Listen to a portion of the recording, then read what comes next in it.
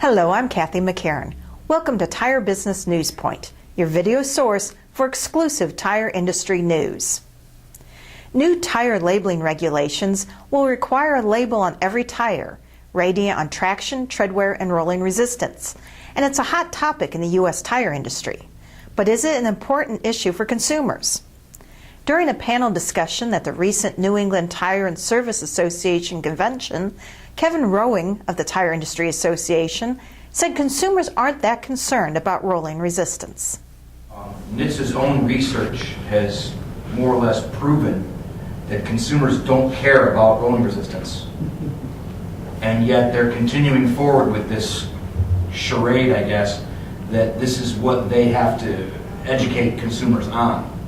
And they've done it, and we had a meeting with NHTSA a few years ago and said, you know, in your survey process and your information gathering process, you might want to talk to the retailers.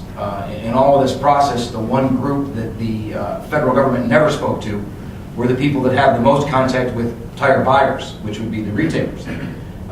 Subsequently, they did actually take our advice and met with those retailers, and then based on their research from the consumers and based on the research from the retailers, both sides agreed that rolling resistance is not a factor in most tire buying decisions. I know it's a huge shock to everybody in this room that people are worried about price.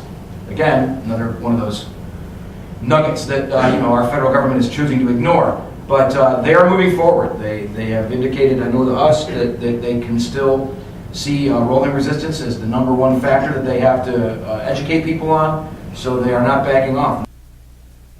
He contended that tire labeling is not an effective tool for comparing tires.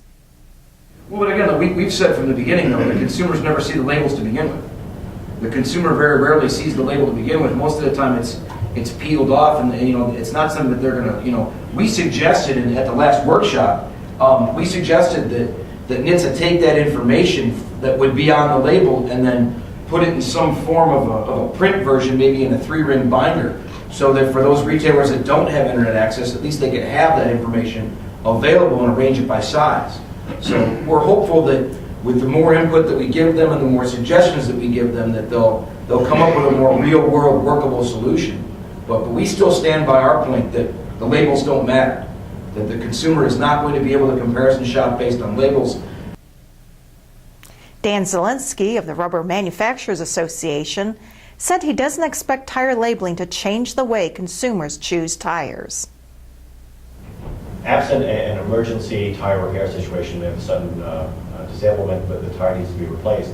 If people are shopping and they're going to do any comparison shopping, they might do some work on the internet, but ultimately they're going to come into a shop and say, this is the car I have, what do you got? And the dealer will show them often. Just happened to me twice last year. I had to replace tires on both my cars. That they'll show you your choices, explain what's best for you, get an understanding of your driving conditions, and the consumer will make the choice from there. And as Kevin said, fuel efficiency is not anywhere near the top 10 or 20 or 25 probably. For Tire Business NewsPoint, I'm Kathy McCarran. Be sure to catch another exclusive report on July 16th.